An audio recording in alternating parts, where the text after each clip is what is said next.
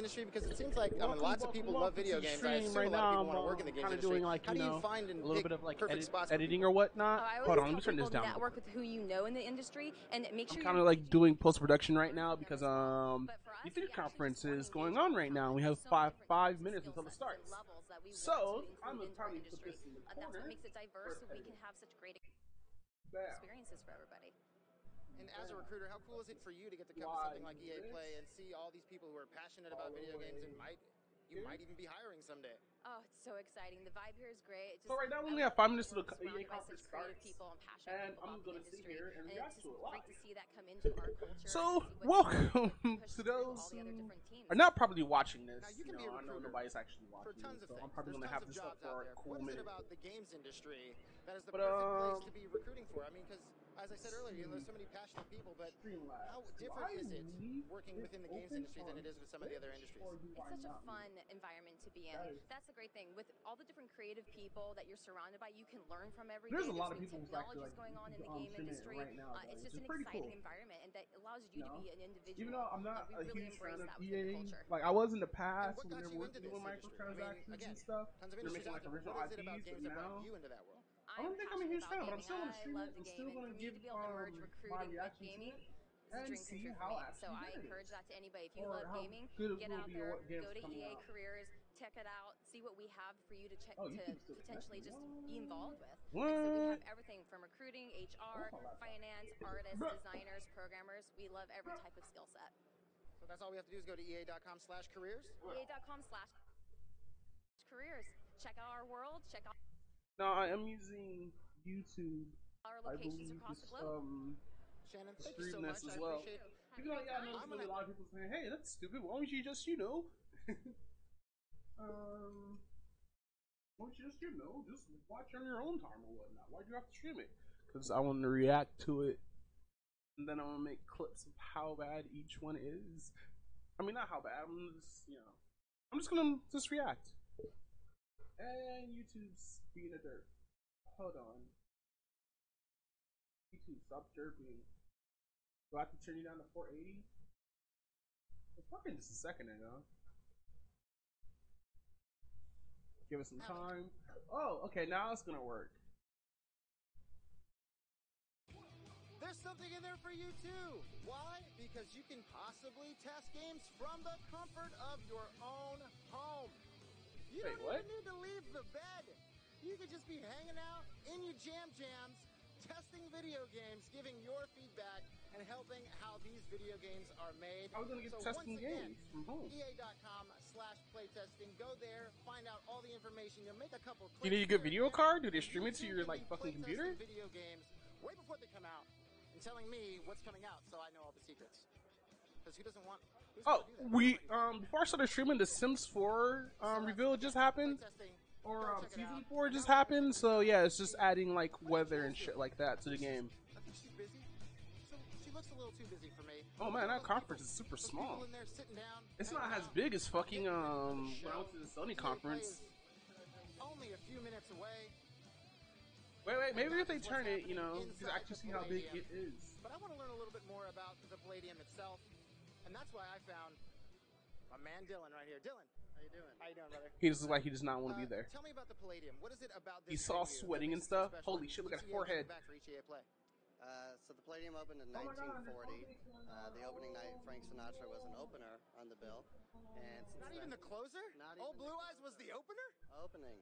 So since then, about everyone's played here: Rolling Stones, Nirvana, Prince, Elton John, lately Jay-Z, Justin Timberlake, Dave Chappelle filmed a special here. So about everything in between. And then last year, EA came in for the first time, transformed the parking lot, the venue, blew it up even more this year. And so now we have this festival here with gaming, music. It's a great time.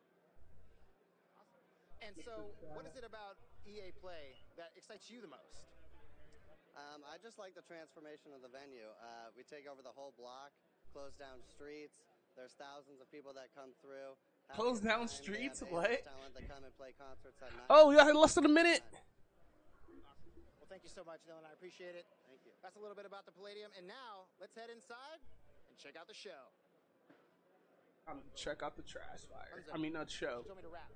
I was rapping. We're still going. Is that Forza? We're still... I was lied to. Welcome to the Family Fun Zone, my friends. This is where you can get all your real racing action on. It may be a mobile game, but say perhaps you'd like to play a game in a race chair with a steering wheel. There are 4 stages. Look at this guy's jumping the stage. He's like, I'm ready. I'm jumping in live. No pressure, but the camera's on. There's a ball pit over here. There's food over here. We're going inside. Let's head inside and check out the show. Oh, that stage! It keeps on getting smaller and smaller each year.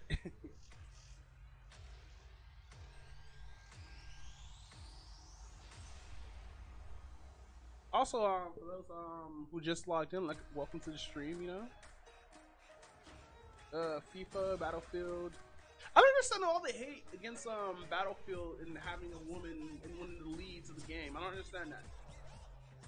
Yeah, it's not like, you know, there were women in World War II, but it's not like, you know, they weren't on like front lines like that. But it's still kind of cool that like they actually added one in. I don't think any of the graphics look like that. You gotta give us more context, my dude. Well, not context. You gotta give us more content. All I saw was sports, sadly. The sports. Yo, that looks really good. That looks really good.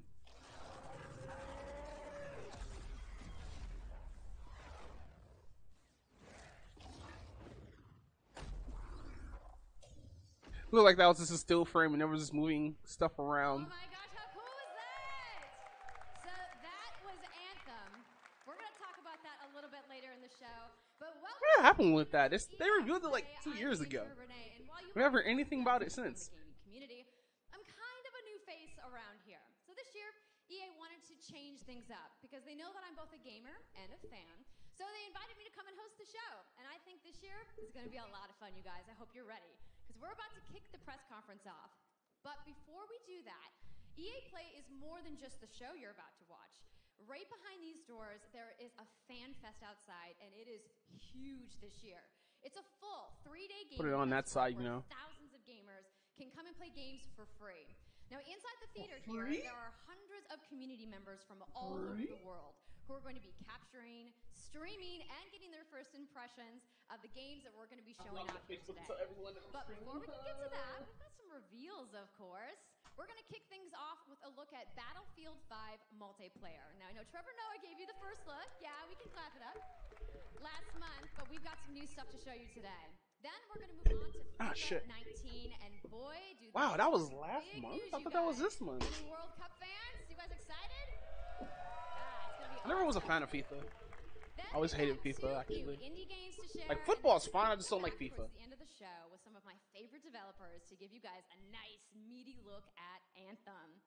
And of course, yeah, we got the booze for let's Anthem. go to social alerts. You want to do this with me?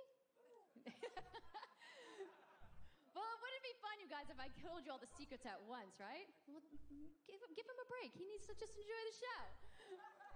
So without further ado, let's get things started. Reconnect. Connect to Facebook. Oh, look at that. Oh, all those people.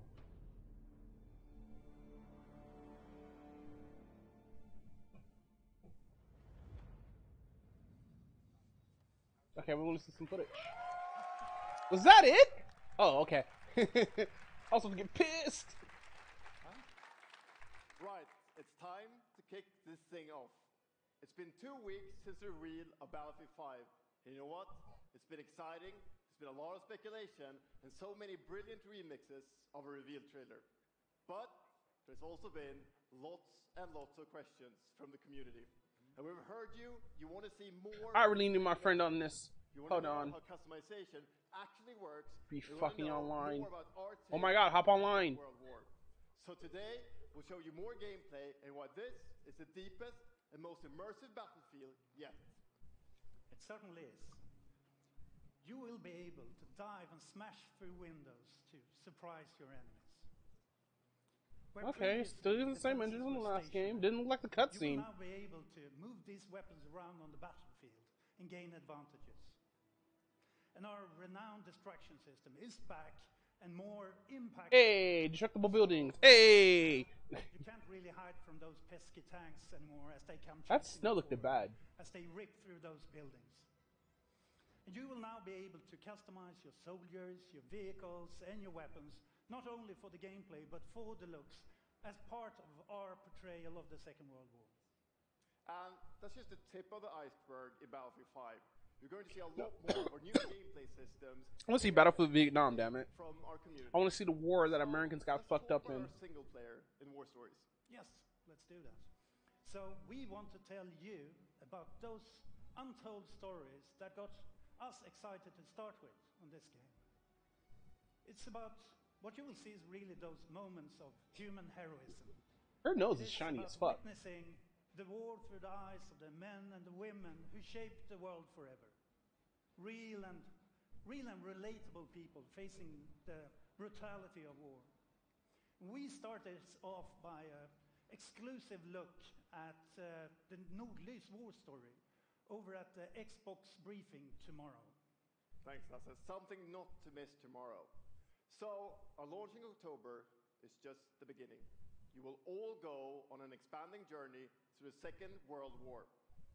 No loot boxes, no premium pass. Yeah, do that for the rest of your games, fam. Every day will bring something new. And as part of that journey, after launch, you'll get Talking about no loot boxes, no premium pass. Fucking they started that shit. It's Royale. Wait, what? That a battle royale to Battlefield 5? It's Royale reimagined for Battlefield. So we bring those pillars of Battlefield with No, what are you doing? vehicles into this new experience. No, no!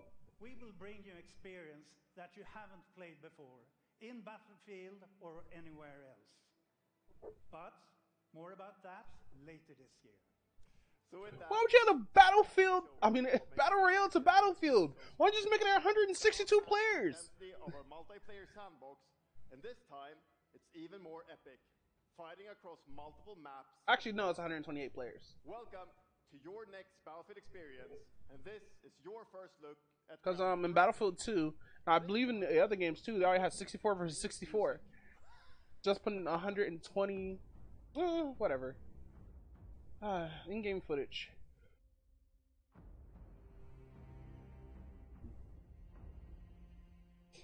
Why does it have to be Battle Royale though, man? Come on, they should have just made it 100 versus 100. That would have been fine. Test out the servers. Don't make everything into a Battle Royale. Come on, EA, you had it. You would have chosen one. Oh man, that's so bad.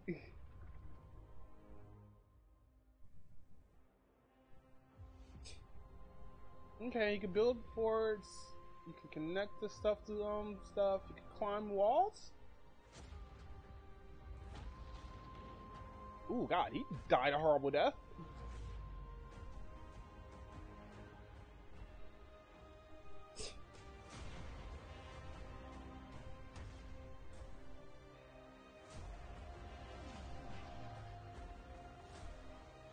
So is Battle Royale? Is the Battle Royale in this game gonna be team versus team, like 100 versus 100 or something like that? You know, give us some more details on that Battle Royale, though.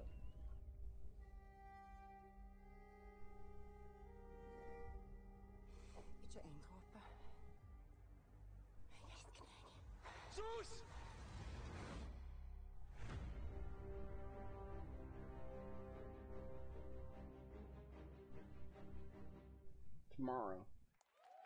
What conferences are going to be out tomorrow? Ah, shit, here comes the sports games. Here comes the sports games, huh?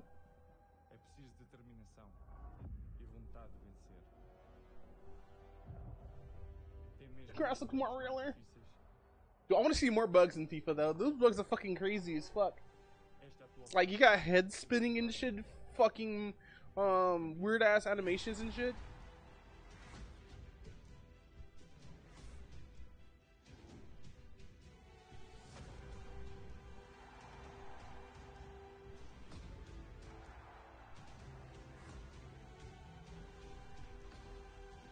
Oh, he kicked with the back of his foot.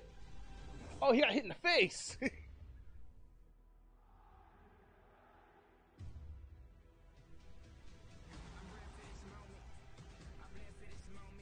Ew.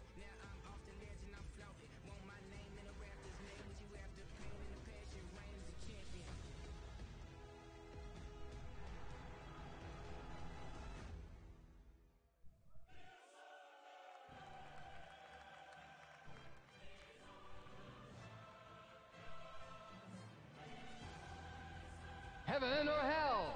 Oh, I got a follow from. Sorry, I got super quiet because I was reading something else. Where did I get that follow from? Dashboard. Oh, sup, Dwayne? Oh no, I got one follow from the Throw Killer 69. The pinnacle of club football. Yo, you got that follow from me. Best Sup, man? clubs compete. Why is the last thing in your name is 69, my dude? The world's biggest Oh league man, this trash joins fire the is world's game. burning. And a special thanks It's a big ass to fucking trophy. Zimmer Is that the real trophy? Vince Staples for collaborating with us on the trailer. And I really love Somebody tell me, is that the real trophy or not? vision Oh, by the way, my stream might be off by like a little bit. in FIFA 19. Just a little bit though. As Aaron said, the UEFA Champions League. What luck? I'm not gonna have luck with this stream. Barely nobody watches. It's where football's biggest heroes like Ronaldo and Neymar clash every year. Oh man, this is not interesting. Rise. I wish there was like a skip button or something. For a long time, and we are thrilled that it's here. But that's so ugly. They're adding a battle royale to Battlefield. That's so fucking ugly. The trophy is more important than the game. Oh, I know the trophy is more important than the game, but I don't know if it's that an actual real one.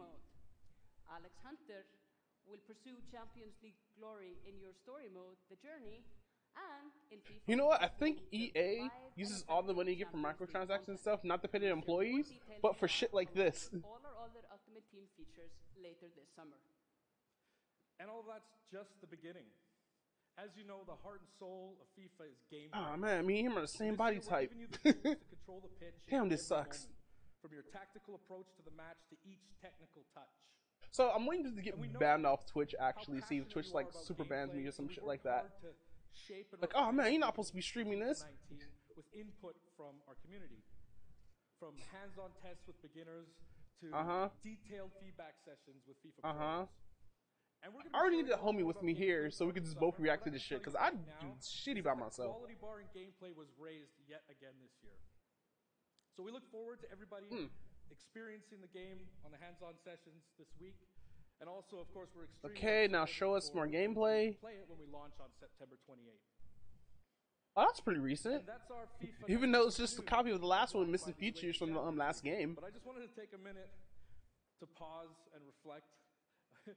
Standing next to this trophy. Dude, kick it over! Kick it over! Aw. You know, growing up, there's two iconic trophies that every young player dreams of winning. And for your club, it's this one. The pursuit of Champions League glory. I forgot that this wasn't big enough. Let me make this for bigger. your country, it's this trophy. Bam. The World Cup. Oh, how come we don't have that there? How come we have the fucking other one? Starting in just 5 days, we're excited for the world to compete for it in FIFA 18. As you can imagine, all of us on the FIFA team can't wait for the start of the World Cup. And we want to celebrate with FIFA 18 players, which is why Mr. Throne Killer 69. With a free That's World fucking Cup hilarious ass name. It's just like a trolling name to me or something. PC and Nintendo Switch. Also, Chewy, thanks for the host, my dude. Ronaldo and Portugal to their first World Cup victory. Or you can write your own story with some great nations who didn't qualify this year. Or you can make a crazy dream a reality in your home country like mine, Iceland. Who would have thought that a nation of only 350,000 people would ever qualify? And you can feel their excitement. My laptop here, you know. Probably not even finished updating. I don't even know how much battery life I have in this fucking thing. I think I have to bounce real quick. Apologies to any England fans in the room, that might still sting. No one laughed at that. FIFA 18 players are loving the World Cup experience let's see. But we don't want to stop there. I will watch the shit out of the World Cup. Come and join the honestly, I would too, but like, you know, Football is really, really interesting. Like, I want to sit there and actually watch a couple of games, but I would not try out FIFA, my dude. After all the bugs that I've seen online, I think I'm gonna get like fucking scared to play that game. And there's this one bug where one of the guys are cheering on, and his mouth just gets bigger and bigger and bigger, and just keeps shaking all crazy and shit like that. Looks like something from fucking Gary's mod fucking joke. Biggest creators who are going to be playing live at the end of the show, representing their nations in a little mini World Cup tournament. And this summer will bring so much more for FIFA fans. Let me guess, don't have a story mode? FIFA 18 content centered around the World Cup, and we'll bring you all the details on FIFA 19. You gonna get to play from your phone? In the meantime, coaching your teams and stuff? Thank you, and auf Wiesbaden! Oh, that's it? Nothing more? Oh no. Oh no.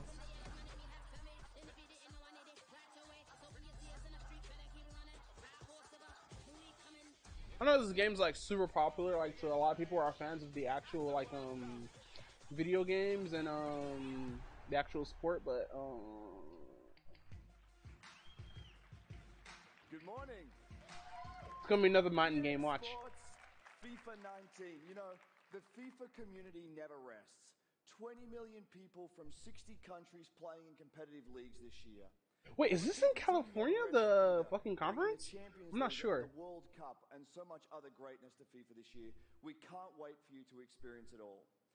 We've got so much to do here today, but I want to welcome you to EA Play. It's our third EA Play and our second one in Hollywood, and we couldn't be more excited to have you with us to share all the games that we have to show you. We've got lots to do, but before we move on, I'd like to share just a couple of things. The disruption to the consumption of entertainment media in the last 5 years is the combination of streaming plus subscription. As consumers watching movies... Oh shit, are they gonna start milking money off of streamers now? Like, if you're gonna play our game, fucking... we're gonna have to charge you $5 if you're gonna stream it. On our industry in the next few years. And so over the last couple of weeks, you will have seen that we announced a new team from Israel has joined Electronic Arts to help our investment to extend our thinking and extend our pioneering into this cloud gaming world. Okay. For many people, that's going to mean extending the experiences they already play on our partner platforms. For others, it's going to mean new games. No female or any gamer would sit around playing an EA game wearing an EA shirt. For everyone, it's going to mean playing games anywhere, anytime. So this doesn't even look like they're playing the game they're exactly playing. All of our games streaming in HD from the cloud. Okay, she might be actually playing fucking what's that game with the jumping and running? I can't think of it right now. But it is a promise of what we hope to bring you in the future. The second part of that, of course, is subscription. And we started subscription a number of years ago, and many millions of you have signed up and experienced the joy of being able to have many millions, probably 500,000 fucking probably left too. Today, the subscription is so damn high. Origin Access Premiere. Just still pushing Origin? I thought that shit died. Origin Access Premiere will bring you all of our new PC games, starting with Madden NFL for free. Back on the PC for the first time in over a decade. I don't give a shit about Madden unless you're black. Oh shit, I'm black. I should give a shit. Anthem. And there'll be many more titles in the years to come. Second, you get access to the Vault, our library of I have a battle royale Madden from EA and other publishers. And third, it will launch later this summer. So that's a little later in the year, but if you want to get started right now and experience the benefits and joys of subscription, come in and play a free trial of Origin Access, our base subscription, this weekend. How much is the freaking subscription? Give us prices, dude.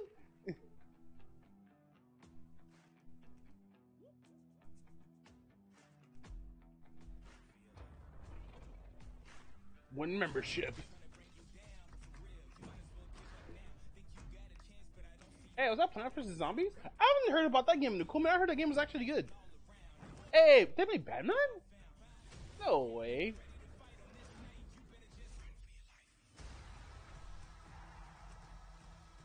Hey, look, it's football. Need for Speed. Random indie games. The Sims 4, which I revealed earlier. Or Sims Season 4, I'm sorry.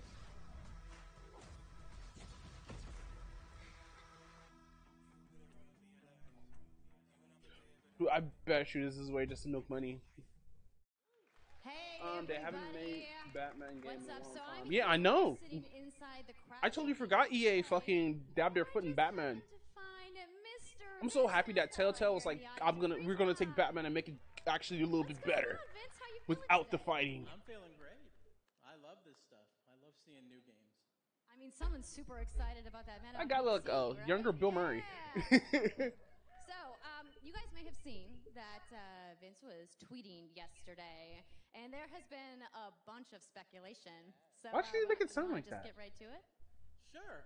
I mean, we're not ready to show all of our stuff yet. No, this is E3. You're supposed to show everything. Amazing. The teams are kicking ass, but we wanted to bring a little tidbit.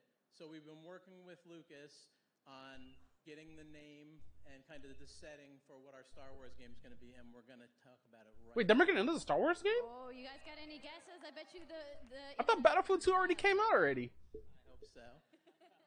So the Star Wars name is Jedi Fallen Order. Woo! So Star Wars Jedi Fallen Order. Yeah. So it kind of gives you some idea. Okay. Okay, EA. What you got? I want to see what you got for this. Because I'm a huge Star Wars fan, actually. I love the KOTOR series. I wish I could stream the KOTOR series, but it's freaking super difficult. Well, it takes place during the Dark Times. Trying to be a little vague here, but when the Jedis are being hunted, so it's going to be spectacular. So for all the hardcore nerds out there who want to know like where in the timeline. Yes, I'm one of those hardcore nerds. Which episodes is it? Between 3 and 4. Okay. All right, between 3 and 4. That sounds like a nice time. You got it? Any other? Yeah, that's the Dark Times. Nobody didn't know about that? Dark time. Bad time. Does that mean it's going to just be all dark and serious? It's amazing. She does not want to sit next to this dude. When can we play the game? It will be holiday of next year, 2019, not this year. Sorry to dash any hopes. No. But now that we know, we can set expectations. We're all going to be amped up, and hopefully we'll hear more from you maybe next year. Oh, yeah. Well, Vince, it was great to see you. Thanks for stopping by the show today. We do have a little bit more news on Star Wars, so I'm going to toss it over to Dennis. Dennis Brainshaw? Everybody has weird last names. My name is Dennis. I work at DICE in Stockholm on Star Wars Battlefront 2. I'm really happy and excited to be here today. So they are not happy. Thank you so much for hanging out with me for a little bit. So we launched our game in November of last year, and clearly we didn't get it quite right. No, you didn't get it quite right. Fucked it with microtransactions. We had to take a step back and make sure that we were... You were the chosen one! So we decided to completely overhaul our progression system and add a bunch of new character cosmetics for players to collect instead. So from there, I bet you still have to pay for them. We added a new hunt mode inspired by the original Battlefront games that I loved personally, starting with the Ewoks on Endor. Wait, there was a hunt mode on fucking original Battlefields? Thank you. I mean Battlefronts, I'm sorry. Far the most popular because I have Battlefronts, I didn't know there's no hunt mode. Building Ewok hunt. So, as you might know, we're currently in our Han Solo season with content from the movie coming next week. It's headlined by... Anybody actually want to go see that movie? I heard that movie bombed hard. And it features the return of one of our favorite modes. Like, nobody didn't see it, or was it good? I'm not sure, like... This summer, we will be introducing a new squad system to the game, which will allow you to team up much easier and play with your friends. They didn't have it beforehand? So, adding a new Starfighter mode focused around dogfighting with your hero ships. And looking ahead a little bit more, we will also be delivering a new large-scale multiplayer sandbox experience focused around... You know what? Star Wars Battlefront 2 looks like more of a hero shooter than an actual fucking third-person shooter. But that's not all. We know that you have been asking for new heroes, villains, and planets from a certain era that features a very iconic Star Wars conflict. So I'm excited to confirm that Battlefront 2 this year will be going deep into the Clone Wars. Okay. It's only fitting that we begin on the planet Geonosis, featuring multiple levels, including the largest level we have ever built for Battlefront. So let's talk about the heroes and villains. First, let me introduce the most powerful droid. I don't like that effect. The most powerful droid army in the galaxy. Like he gets like dusted by Thanos. And yes, he will be going up against my own personal favorite, Jedi Master Obi-Wan Kenobi. Hey! Finally making his debut in Battlefront after all these years. So, but we're not done. That's not it. They will not come alone. Joining them is the Dark Lord and leader of the Separatist Alliance, Count Dooku, as well as someone to bring balance to the Force. Okay, is that it? Unruly Padawan, Anakin Skywalker. Hey, get to play as Anakin? Hey! The team at home is extremely excited to be building all of these cool things. EA and DICE are committed to Battlefront. I bet you're gonna have to pay for those dudes. Really and the fucking map too. This game has a bright future. Thank you very much for playing the game, providing us with your feedback, talking to us. Together, we will make this the greatest game that we can possibly build. There would be no Battlefront without you. So thank you. May the Force. No, I think there would be no Battlefront without EA pushing it. Thanks.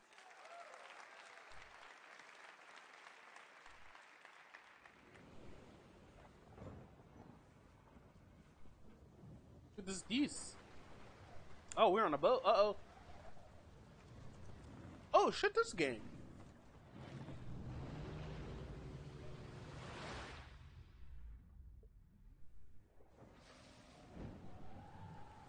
Oh no, his string. Oh.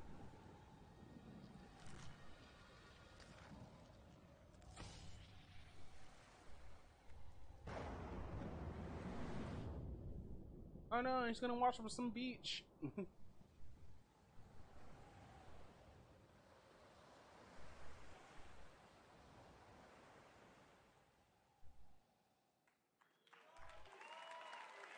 That's it? Oh, okay, there's more. Stop giving us teasers, damn it. Hi, it's really good to see all wet. In Unravel, we used yarn to symbolize love and the bonds between What's this, an indie game?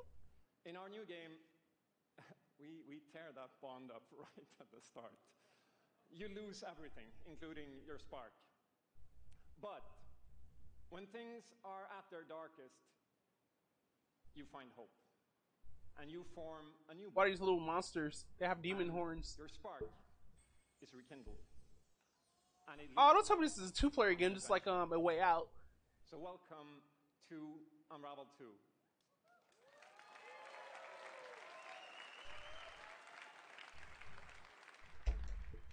It's a game about fresh starts and second chances. These two little souls who refuse to give up and who build something new and beautiful together. And the whole game is inspired by that spirit of optimism. Let me turn this up a little bit, togetherness. You see, it's all made to be played with two characters. You can play it alone, or you can play it in co-op with a friend. But there's always two characters there, sharing one yarn. Oh my fucking god, Kel, get your ass home then. Adventure. This game, it's quite different from the first. It's both friendlier and more challenging, but above all, it's a lot more playful. And we think it's a worthy successor. Let's see. And I want to show it to you now. Get your ass So I brought some help. EA so please welcome Michael to the stage. So our producer at Coldwood. There we go. Hey, gameplay. We're going to try to show you a little bit of what I'm talking about how you can play the game in co-op with yourself, essentially. Yeah, how can you play by yourself? Because, you know, you're with two people. So this wasn't prepared. There we are. Wait, was that the developer shit? Hold on. Damn, I can't rewind that back. So hey, can you clip that for me? By yourself, you can essentially pick up the other character and carry them along through the more. Oh, that's how you do it. Of the game. How those guys are smoking weed. And we actually tried to include a bit more of those because we figured that since it's a co-op game, we wanted to have more like. Why is that turkey attacking Yarn? Kind of wow moments, places that were like fun and exciting. You see, is that a boss?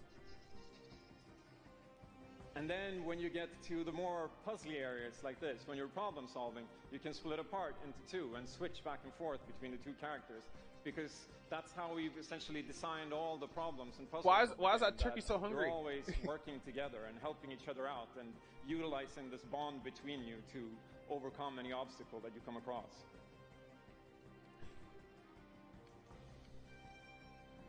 So why didn't you just go down there? It looked like the turkey couldn't be able to attack you with that cup in a way, you know? So, I'm gonna be the red one.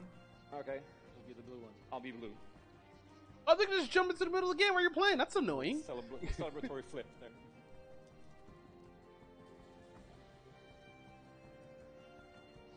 And the bird is back. Oops. Okay. Playing it safely now. Oops. I'll swing. All right. Nice. And I'll catch you. There you go. Wasn't really catchy. Just pull back a string. Can I swing now? Okay, you go ahead. So here it goes. Oh. Okay, this is the scary part. Let's see if we can do it. Why does that turkey just jump? Oh, very nice. It could just easily just jump ahead and just pick off one of them. Buster. Oh, this is so confusing. Okay. This is probably going to come out before Thanksgiving. I'll sneak up here.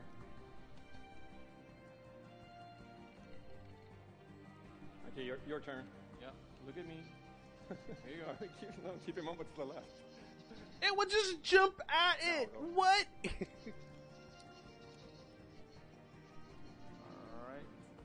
Alright. Okay, that was weird.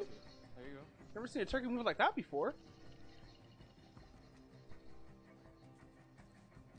Somebody's gonna rip this stream in half. I mean, not this stream, but this conference in half with that one clip. Finally. Or can we?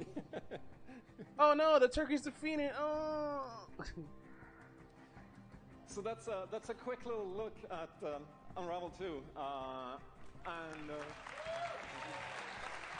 Unravel 3. You get to play with 3 characters, and one of them is yellow. I really hope you like it. And before I go, I just want to send some love to the team back home because working on this game has been a completely amazing team effort on so many levels, and everybody has worked so hard. So there's a bunch of us from Coldwood here, and thank you to those, and thank you to everybody back home, and thank you. Love you. What? I think he just said that at random. I don't think he actually loves us.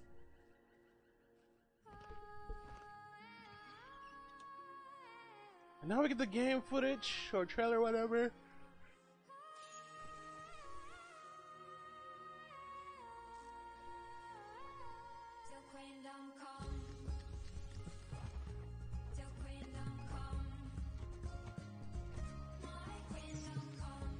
Chase your spark.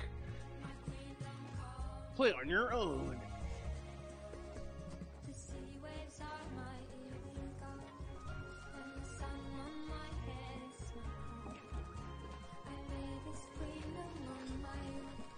Why would they run out of a stream? Does these two exist?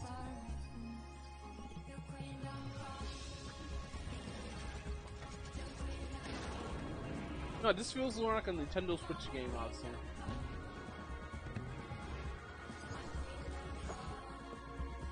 Oh, stop showing us stuff. I mean, how to like solve certain puzzles.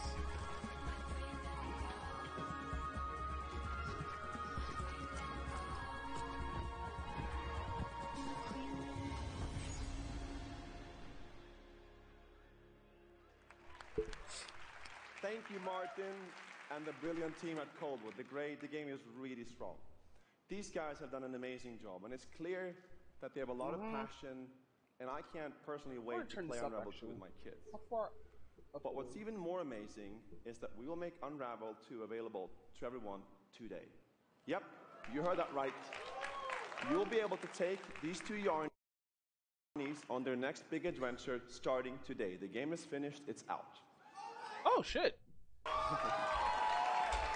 That's actually a surprise. I actually bought something Thank you, Martin, and thank you to the team at E3. That's actually pretty smart. Back in 2015, we but how much will it cost? The original Unravel, to seek out the most creative, independent developers and bring them into our EA Originals program.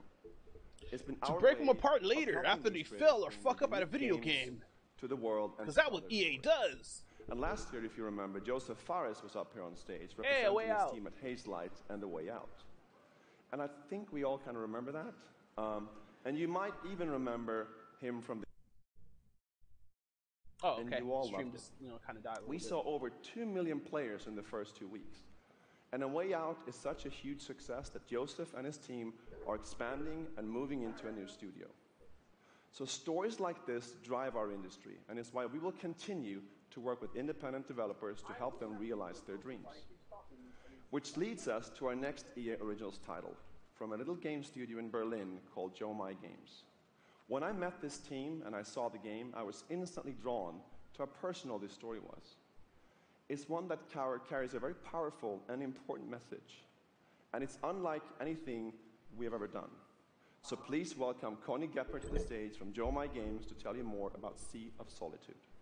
Seed of Solitude, that's what it's called? Yo, it looks like Toothless from fucking How to Train a Dragon. Thank you, Patrick. I still remember during the pitch how enthusiastic Patrick was, and that afterwards, like, our whole team, including me, were super excited. It actually feels a little bit the same right now. She sounds really nervous. I'm pretty excited. It's like, this is my first time here. I'm scared. All these people.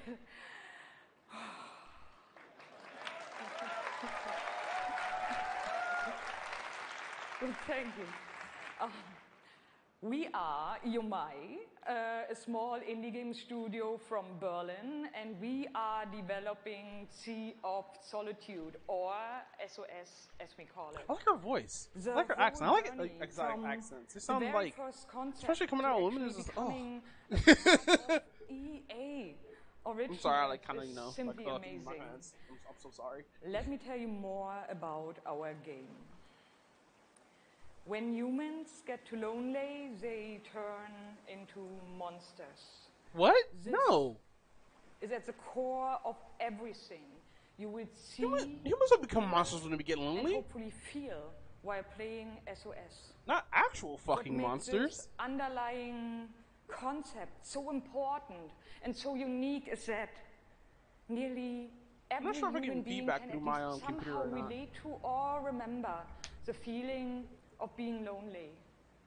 In my case, I should just throw on headphones and make it easier for myself. I started writing the story when I felt the loneliest playing it from my TV because I can barely hear shit. I think as an artist, you process your emotional world by letting it out and putting it into your art. Let's try I'm still amazed how like the concept seems to just float out of me right into the hand and onto the paper. There's no closed captioning. Why? Why so many people can instantly connect with the game, because it's not a made-up story, even though that it takes place in a fantastic setting. Yeah, it's getting feedback in SOS, we try to show how people experience different kinds of loneliness, but also how outsiders, friends, and families see those who struggle. We achieve all this in playful ways, so that players who want to simply enjoy a fantastic experience can do so. But player who wants to look a bit deeper can reveal a whole emotional world beneath it all. Sea of Solitude is about a young woman named Kay who is suffering from such strong loneliness that her inner feeling, the darkness, the anger, the hopelessness, worthlessness, turns to the outside and she becomes a monster. The game is about finding out why this happened to her, but also how to turn her back into a human. Ultimately, the goal is to bring all those emotions into balance.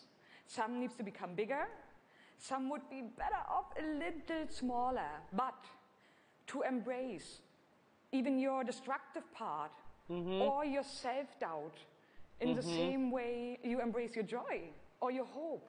This is what being human is all about. And that's what our game is all about. But I thought your guys were trying to figure out why people were becoming monsters. Is this real? Hey, she's furry. This world Yeah, I'm smiling because the girls are furry. Shut up. is empty and cold. The loneliness cuts me and tortures my soul. I'm no child of destiny. This looks good. And no, So it is coming from EA, so I've just chased you so long now. I'm too weak to run. A new day is here, but nothing is new. ah, this should have been a horror game. I tremble. They should have made this a horror game. No. This would have been so better as a horror game. Yeah. Oh, fuck me. But I'm not the only one. We are the one. We can shut you down, and we can put you on an island. Crossover. Gather. Oh no, his ankle. And we're balling. Be ready. Because we're coming at you with the squad. Squad. Nah. Say it how you want. Trust the process. Run as one. Call next. Or be the answer. As long as you hold your course.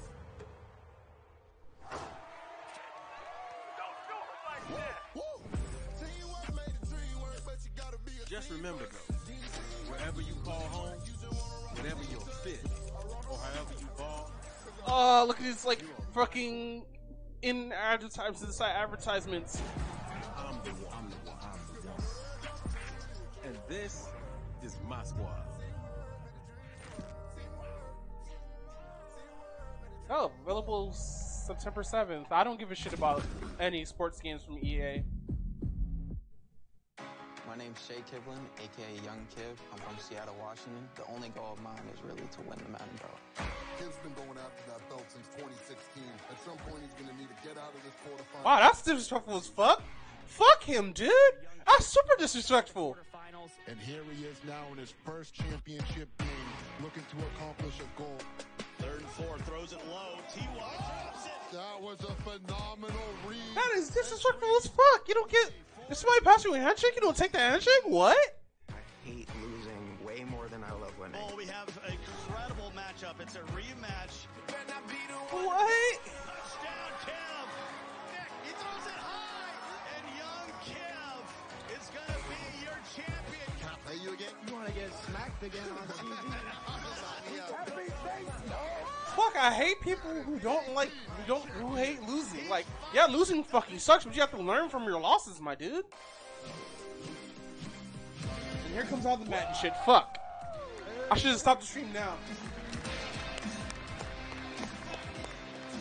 He's still carrying that belt around. How you doing? I've been good. You still recovering from that butt whooping? Wow. Damn, talking shit. Hi, everybody. I'm Juju Smith-Schuster from the Pittsburgh Steelers. As you guys can see, king of touchdown celebrations. That's pretty fire. I like that a lot. As you guys know, this is Young Kiv, Madden 18, Madden champion. Like, give it up for Young Kiv, y'all. Give it up. First one, a black dude over giving it up. Young Kiv, how has it been? You know, your success and your path, you know, to where you're at today. It's I've always been a competitor. When I was in high school, I was playing baseball. I hurt my arm. So then I picked up Madden, and at first, I was really bad. I was getting blown out online, but I kept at it. I put more. Yeah, you're getting blown out. It. Eventually, I made my first tournament, but I had a big decision. It was the same time as my graduation. Wow. Okay. So the key to be the #1 player in Madden is to hurt your arm in baseball. That's #1. Number 2, you said you had the decision to go to your graduation or go to a tournament. So, like, what did you do? I chased that money. I still got my diploma, but I chased that money. There you go. We're out here chasing money. That's awesome. Yeah, okay, fuck now diploma. the past Get that money first. 2 years, how has it been for you? I know you had some ups and downs. Should have been like, I've had a lot nah, of I'm gonna start at frustrating graduation, losses. then I I've got been that so money. close so many times. I made the final on TV and got blown out by all those losses. It made me gain a lot of mental toughness, and that's how I got this belt. That's awesome. I don't know, not passing out handshakes after losing, you know, that don't sound like you have mental toughness. It sounds like you were salty as fuck. Well, today, EA Play, you know, first look at the Madden 19 trailer. Super excited. It's going to be so fun. It's lit. I honestly wish I can stay right Stop here. saying lit! I'm not going to board you guys. We're going to go out. I'm going to try to take this belt, you know, round 2. So, we're out. Have a good day.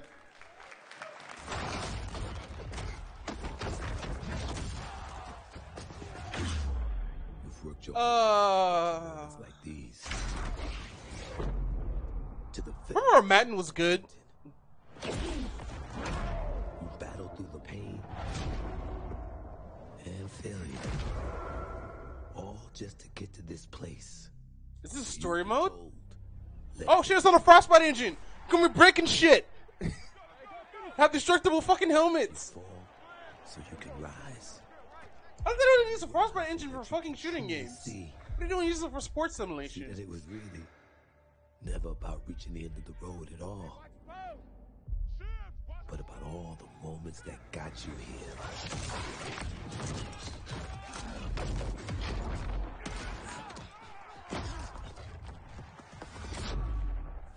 Remember when they had a Madden on the PS2 or PS3 where you go into first person mode?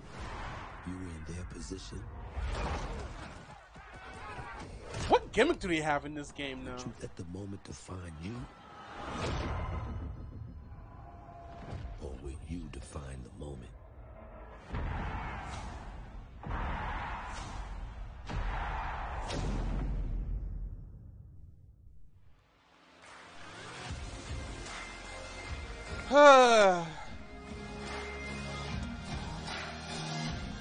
It's already. Hello, Haven't even been an hour yet. I'm Nathanius, professional shoutcaster, here alongside Redwood Studios General Manager Michael Martinez. How you doing today? I'm super excited to be Wow, here. that Madden We're going to do this presentation a little 2019 bit was so differently. bad that I We're gonna lost give you our views. first look at a brand new mobile game in a live, winner-take-all, head-to-head match. Michael, why don't you tell us the rules? Sure thing. The objective is straightforward. Destroy the opponent's base to win. Unit control, super simple. Just tap the destination, unit automatically moves there. It's an The most efficient RTS. way to destroy the opponent's base is with this giant nuclear missile. It looks Then bad. Control the missile by standing on a majority of the Wait, control it's points. already a game? I think I've seen this While the before. missile is possessed. Whoever controls the missile when the bar fills up will fire the missile. Takes 2 missiles to destroy the enemy's base and win. That's it. Sounds great, Michael. Well, enough talking about it. Let's get to this match. Absolutely. All right, ladies and gentlemen, we have an awesome matchup lined up for you here today. Fighting for the blue side of the room, if you could please give a cheer for one of the most formidable RTS players there is. Make some noise for In Control. But she's just gonna have a shit ton of microtransactions.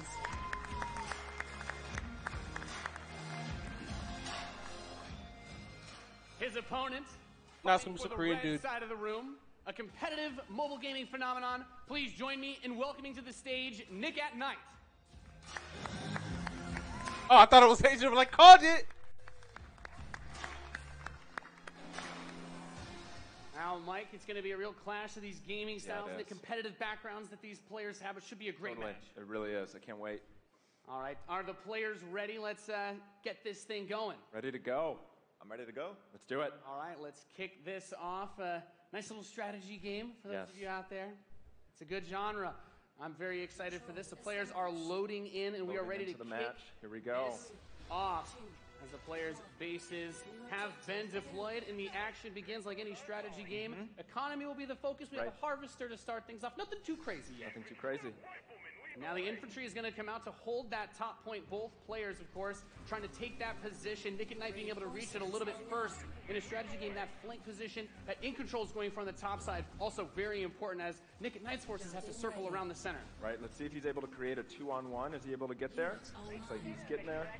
Here comes GDI with a Rhino. It's going to rip up those infantry. Yeah, going for the anti-infantry, and like any strategy game, the units that you're going to use when you deploy them will have a huge impact. Your remember StarCraft was a thing? That economy as well. Yep. Nick and Knight with some attack bikes in the top.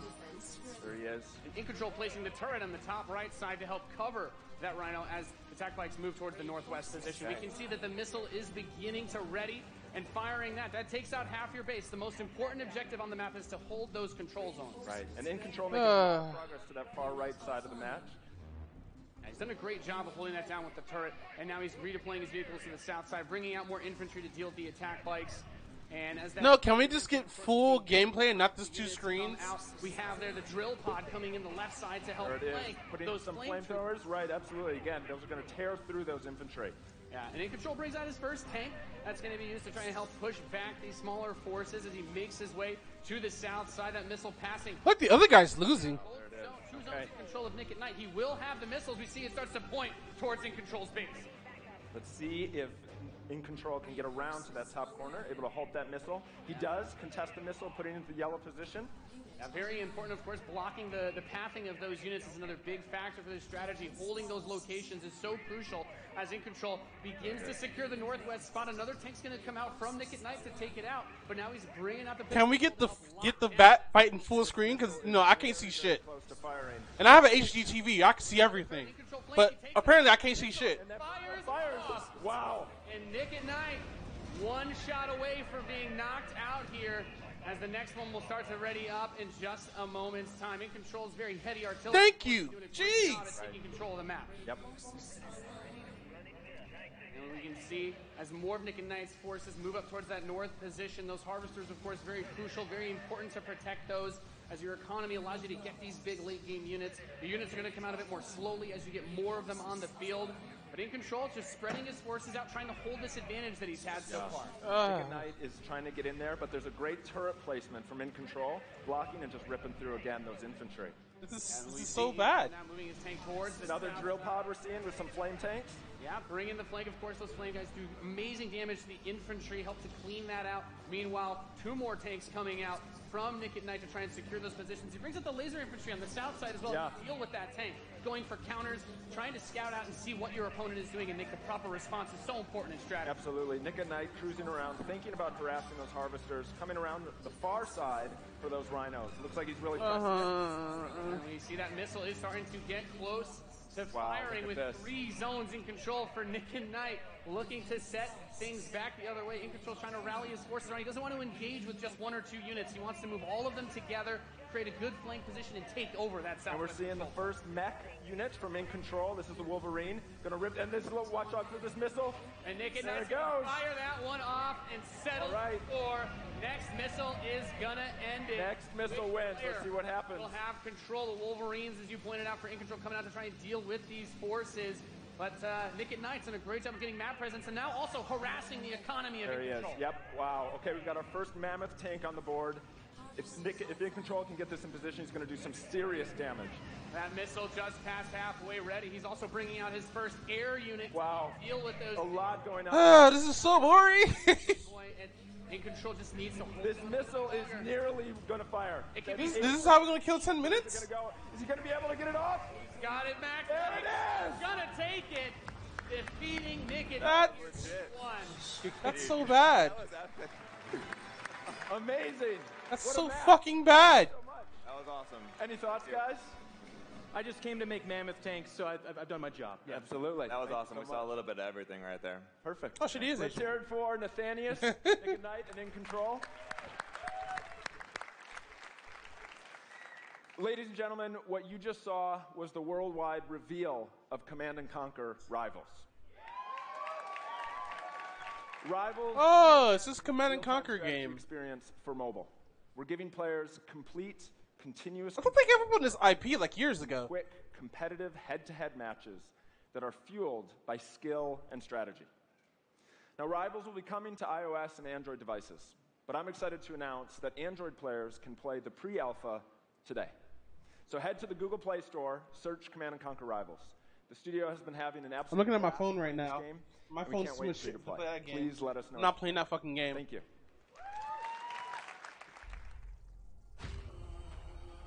Hey, it looks like Destiny. Oh no, this is Command & Conquer.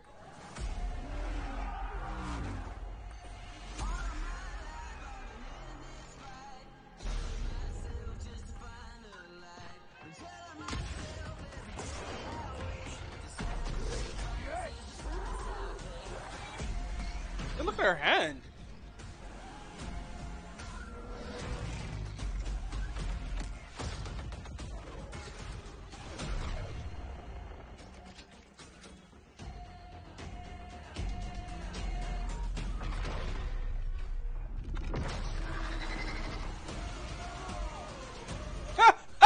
Reaction!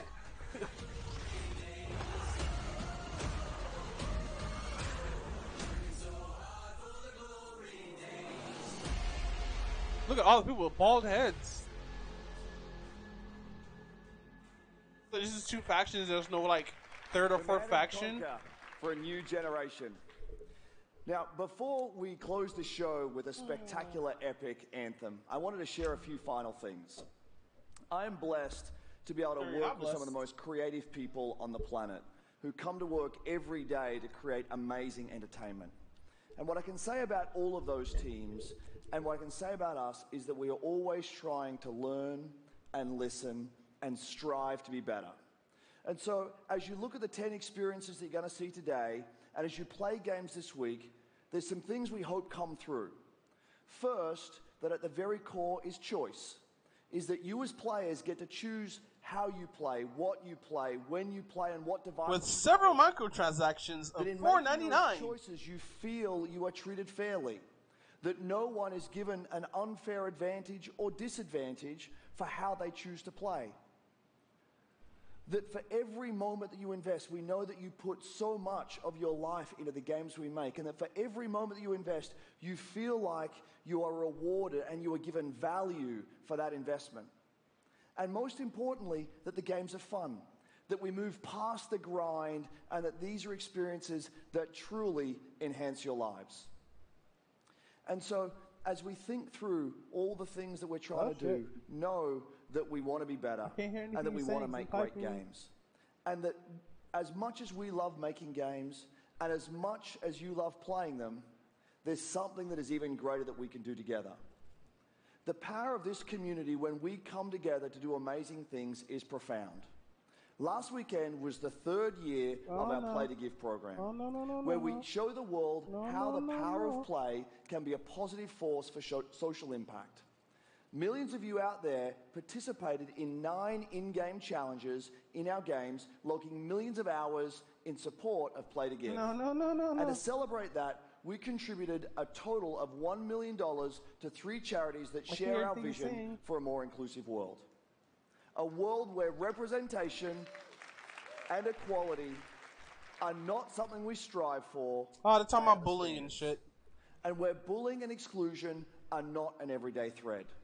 These 3 organizations, the United Nations He for She, PACE's National Bullying Prevention Center, and Ditch the Label, an anti-bullying organization. Dude, what a fucking doing great work, and we're proud to support them. What a fucking bully hunter just came back throughout the shadows of EA. And thank you for your support. Thousands of us at EA and millions of you together doing immeasurable good because we love games. Thanks for being with us, and thanks for the incredible privilege of making games for all of you. Now, without further ado, let's take an actual look at Anthem.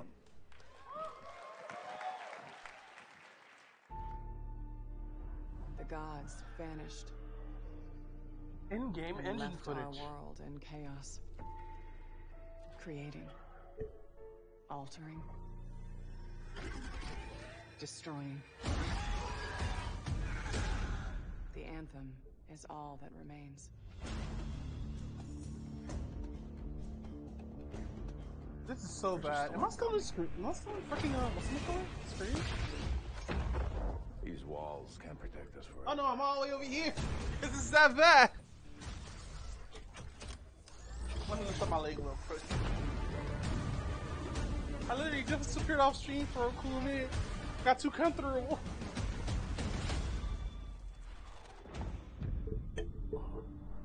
Something is out there.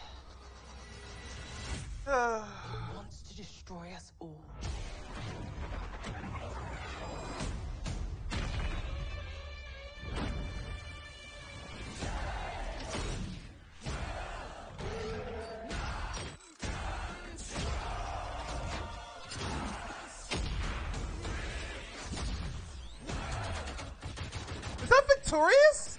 No! Don't kill Victorious!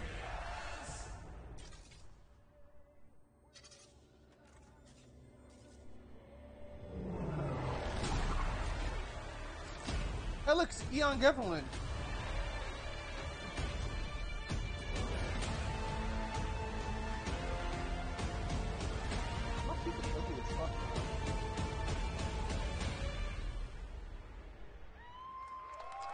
I wish we'd got gameplay instead of this fucking cutscenes. Is this like it? Are we done?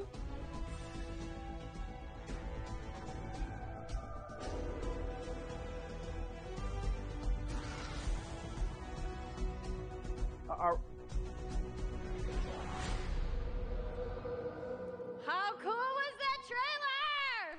You guys have seen it a couple times, and it's still cool every time I see it. So I know all of you, like me, have had tons of questions about Anthem a little bit since behind. last year because we're all BioWare fans. So we're going to do something a little bit different for the rest of the show, and we're going to take a deep dive into Anthem. So I'm going to bring out some members of the BioWare team to chat with us. Ladies and gentlemen, please give a warm welcome to Casey Hudson, Mark Dara, and Kathleen Oh wow, Rizzo. it is behind.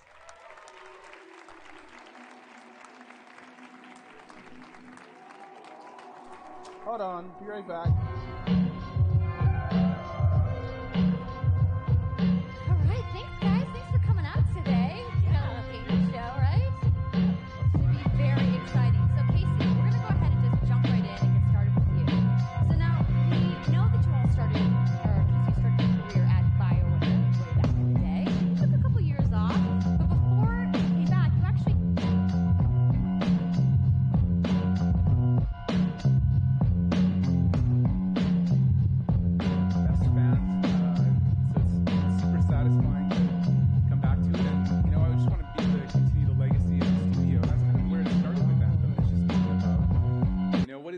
Of a BioWare game, and we wanted to create a brand new world to discover, a whole new world of story and character. But we also wanted to do something that was, more of a dynamic and living world, a game that would change every time you came back and played it. And we also wanted to do something where, if you wanted to invite your friends into it, then you could do that as well. So that was really the initial vision of the game, not an MMO, not a multiplayer game with story sort of bolted on this side, but something new and different, and I think the team has really captured that. Oh, shoot. Your fans really love... I am so bored with this fucking presentation. But I think we're kind of curious how you're planning to make story work in this shared world. So a great story for BioWare is really about characters that you can have a connection with, choices you get to make, and feeling like the story Oh my god, stop this. is about you. In a lot of multiplayer games, those things get diluted because you're mixing multiplayer and storytelling into the same areas. Now you can build a solution to that, but you have to really build it into the core of the game. And that's what we've tried to do with Anthem. It's what we call our world, my story. So when you're out in the open world, the world is really dangerous and you're focused on your mission. So damn high right now. And this is where other players get to play with you. The thing that's really interesting about this, it's unique for Anthem, is that this is a living shared world. My so CPU whether so damn there's high. weather Holy shit. or it's nighttime, what we're experiencing together. Everyone that's playing Anthem at a moment is seeing the same thing. And this is what we mean when we talk about our world. It's a shared world that we all experience. Look, I'm looking at my CPU, fucking, they're talking about shit. My mission, I come back to a base like Fort Tarsus. And this is a single-player experience.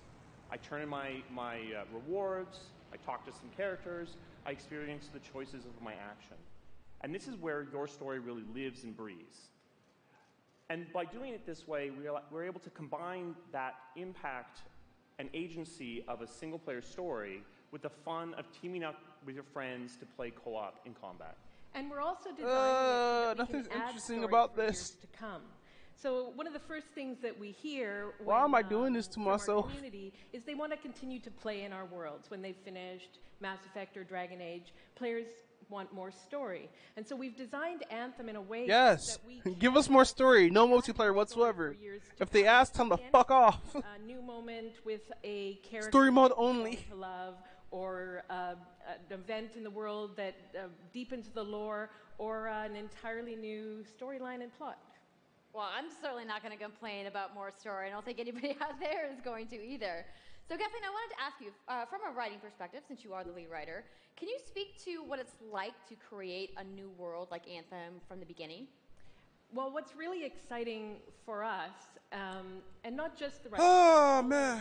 the I need somebody devs, like the designers, right the here artists, next, like, is that we're creating something right here new and next to me. mysterious for players to discover. Listen here So talking shit about at EA. the heart of the premise of Anthem is a world left unfinished by the gods.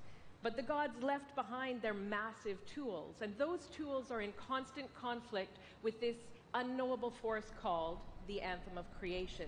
And the chaos of those things pushing against each other means that the world is constantly being reshaped in new and unpredictable ways. Yeah, violent storms, mutated creatures, gigantic monsters. It's a dangerous environment that you need to wear a suit of powered armor, a javelin. I can't to actually be believe they safe in. took Now, something I think a lot took of the song players from out there Victorious and maybe remixed it for don't this stop to freaking think about game. is just how much work goes into creating a new intellectual property, or IP, as we've been saying. Now, we've seen all these different creatures, and Mark, you mentioned the storms. What's the process of creating a game like from scratch? Yeah, it's something we've done a few times at BioWare. And then really the hardest part is getting started, just kind of getting off the blank page. So what we try to do is we think about the new experiences that we're trying to unlock for players. So, like, what is the fantasy fulfillment? What are the new things you actually get to go and do that are different from what you've played before?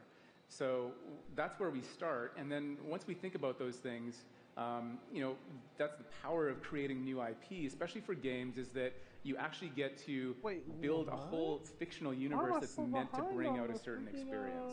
And then once we do that, then we still need to build all the rest of the stuff, and what unlocks us creatively is to think about like principles around art style, tone, and even the technology and the politics of our new world. And then from there, we can actually go and... Are they still looping through stuff? I looked down for a second, now we're back at the freaking robot falling down. Anthem is that it's a world, an experience that's meant to feel alive, like it's happening right now. And so the world is always changing, whether the storms, seasons. I'm gonna check if all my shit's yeah, actually it's a really online. great concept to write for, because what it means is it gives us the opportunity to drop into the world, almost in real time, a dramatic event that changes the world for everyone. And that could be anything from gameplay to lore. I mean, all of the moving parts in the dynamic world sound really cool, the way that they sound like they're going to come together. But even though there's obviously a lot going on, it really all comes back to your character. So let's talk about who we're going to be playing as and why we're fighting these crazy beasts. So you are a freelancer, uniquely skilled to pilot these Javelin exosuits. And you need those suits to survive and fight. Oh, man. Because the world will kill you. But on top of that, our ancient rivals, the Dominion, have they've discovered a way, they think, to weaponize the Anthem of Creation. And so we need to stop them and protect the free people of Tarsus.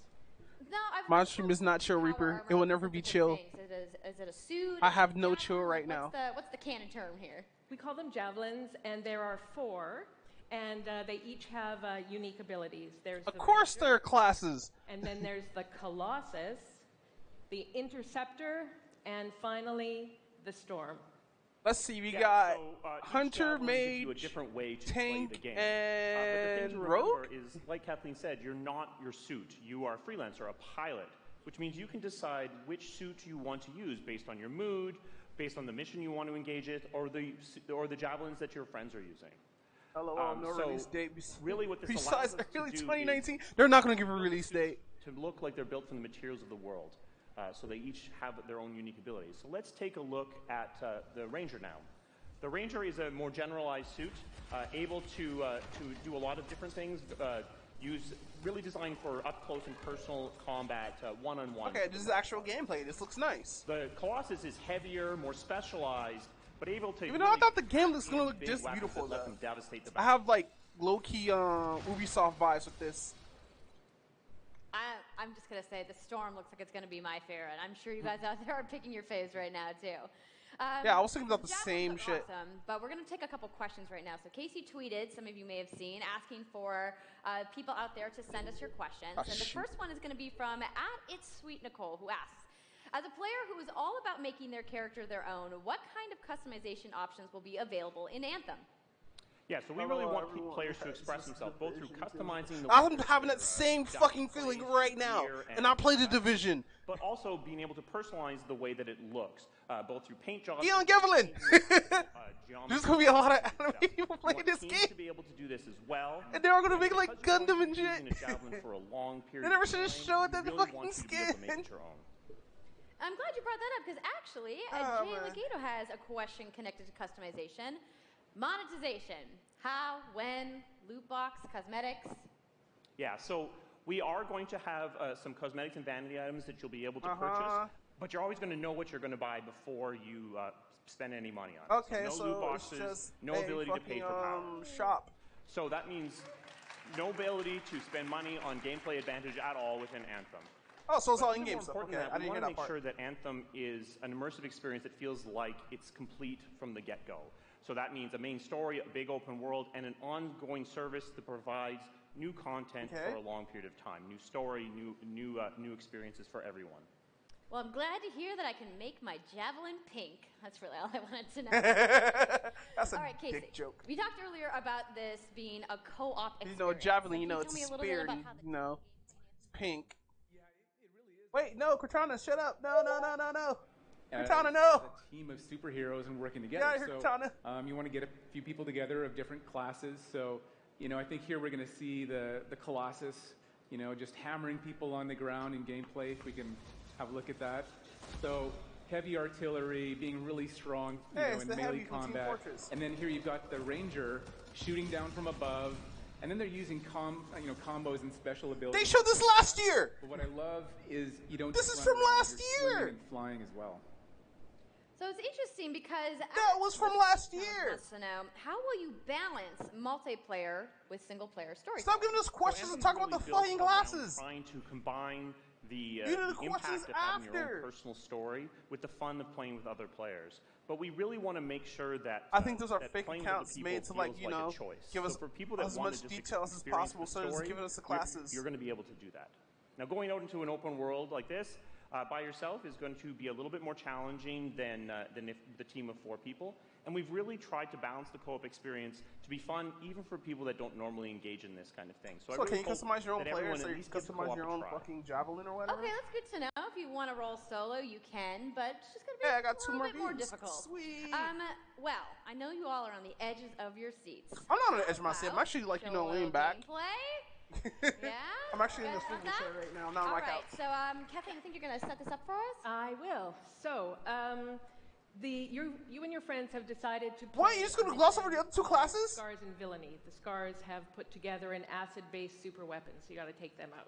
So you They're start just in skip the over the other 2 classes. which is like a giant walker, and it's your forward base of operations.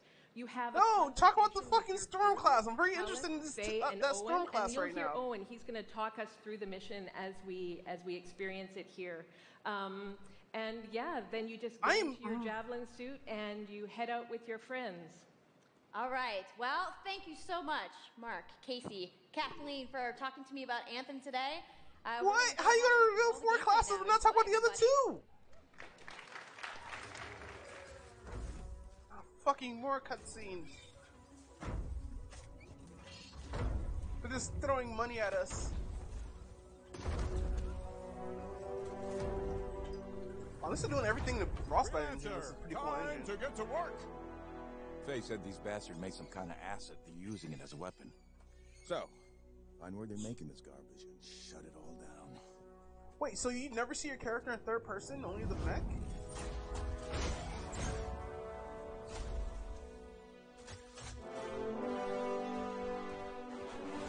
Oh wow, that jumped the gameplay. Is this even real gameplay? Oh no, that's real gameplay. It's still like this shit they showed us from last year, though. Except like the UI is just a little bit different. Owen? Just a little What's bit. the plan here? Picking up loads of scars nearby. Take a look around the area, but be careful. Hold on, let me do this real quick so you guys can see the whole trash fire.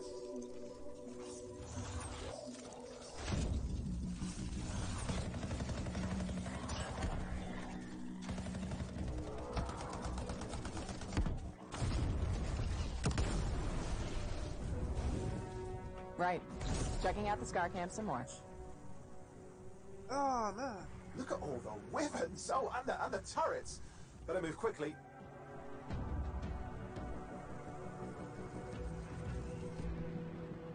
Wait. Oh, they're switching to different players. Hey, look. It's a Titan. It's like those, Jaegers from fucking, Pacific Rim.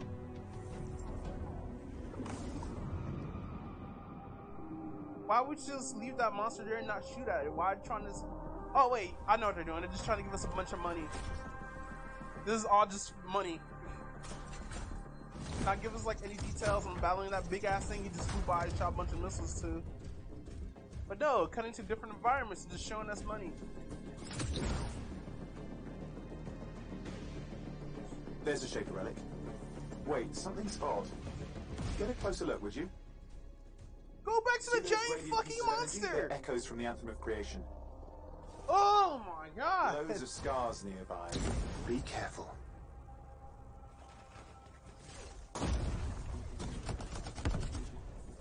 Yes, this whole shit's gonna be me bitching for like 10 minutes.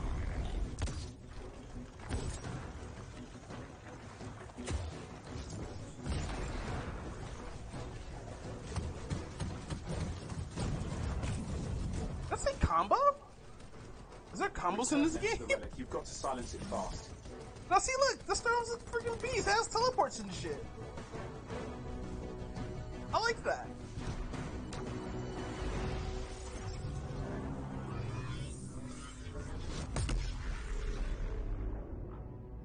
Okay. It's gone silent. Disaster averted. Do you think we get a bonus for... Wait, something's happening.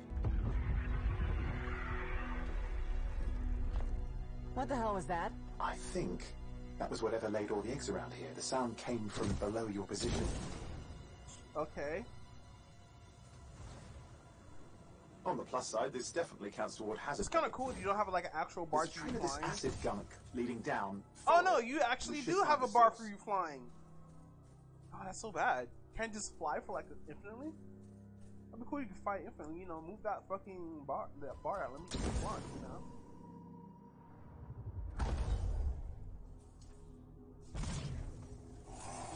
Look, that's fucking badass. I love the storm now. Actually, probably I'm gonna get this game now. Cause of that one fucking class. So it can be total shit. Hey, look, it's an H.I. Geiger monster. And that was Anthem. They only showed us flying around for fucking 5 minutes. How cool was that? I'm so hyped, you guys. I'm not hyped for this shit Yep, anymore. and that was actually just a short version of the full demo that we brought here to LA. So if you want to come by the Anthem Theater here, I should really go downtown and like go to the Sony conference. So I'm sure the question on everyone's minds: when do we get to play? So Anthem comes out February 22nd. Oh, they gave us a date. February 22nd. On Xbox One, PlayStation 4, and PC. So mark your calendars, everybody. Fire off your tweets. Thank you so much again. Wait, didn't 360 say Anthem was going to be the only Xbox One launch? Outside, so I will see you guys there. All right. Give it up for Casey Hudson, everybody. I also want to give a big thank you to all of the developers who showcased their games today and everybody working hard at their studios back home around the world. Let's give them all a round of applause. Now, some of what you saw today, you guys have to wait to play. But you guys, EA has so much available right now. Now, for those of you keeping score, I don't think anybody cares about those games right now. 18's World Cup today. Unless you're a huge Madden fan. Told us about the free trial of Origin Access. Yarny is back with a buddy in Unravel. I want to look that up and see how much this shit costs. Today. Plus, you can take on your friends in Command & Conquer Rivals starting today as well. Now, that's a lot of available stuff that's out today. Is anybody ready to go home and download anything? No? You're like, I just want to go outside into the fan fest. I get it. So, I want to let you guys know to keep your streams going because in just a few moments, the FIFA 18 World Cup live tournament is going to begin. I'm going to head outside and check out the games, but I want to thank everybody for coming down to EA Play today and watching the press conference. And have a great weekend. I think I'm completely done with this.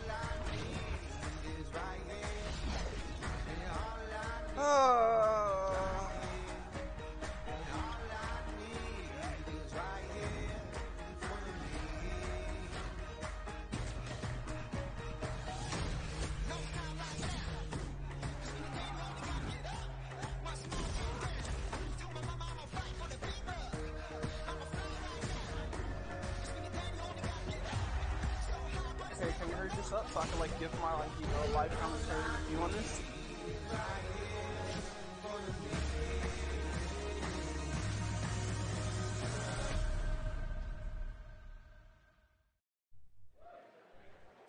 Hi guys, my name is True Boy. Welcome back to the stream. How do I I stop know the this? FIFA 19 was exciting. We saw that trailer. No, Champions League is coming to FIFA for the FIFA. first time ever, but the World Cup is 5 days away. So what we Get out of here. We're done with this. Display capture? Display capture should be at the bottom somewhere. Display capture. Here we go. So, with this E3 presentation or conference, there was a few good points, like that game with the little monster girl in it. I forgot what it's called already. Freaking I think that's it. I think that was the only interesting game that I saw that I was like, oh, that's a cool, interesting IP. You know. Hope it is not microtransactions though. My only gripe is with Star Wars getting more content. Probably gonna have to pay for that shit. What else? Freaking Battlefield 5 getting a Royale mode. That's kind of weird to me. How would you even do that? Like, is it team versus team? Is it player versus player? You know? It's gonna be like every single other battle royale. And then there's all the sports games. I don't care about the sports games anymore. I really don't care about them. Let's see. And then there's Anthem. So they revealed 4 classes in Anthem and only talked about 2 of them while showing 1 class off and not even giving a word about them. And that really, really made me sad. Even though I said I was like, I might get this game so I can play as a Storm class, but like, I really want more details on that class. Don't give us 4 classes. Only give us info on 2 of them. That's so bad. Give us all the info on each class. Like, they could have stretched this out to at least like another like what 10 minutes talking about those other 2 classes instead of just give us details on just the other 2 classes. Because the Storm class looks like a mage class. I like my mages. But with all that said, thank you for coming to the stream. Thanks Dwayne for giving me that follow. Chewy, thanks for that host, and Reaper, thanks for hopping onto the stream, my dude. With that said, that whole conference was somewhat a trash fire. With some of the like fire not getting on the new IPs or whatnot. Oh, also it was a Yarn game. That's the first time I've actually seen that, actually. But with all that said, I'm gonna stream tomorrow with the next conference.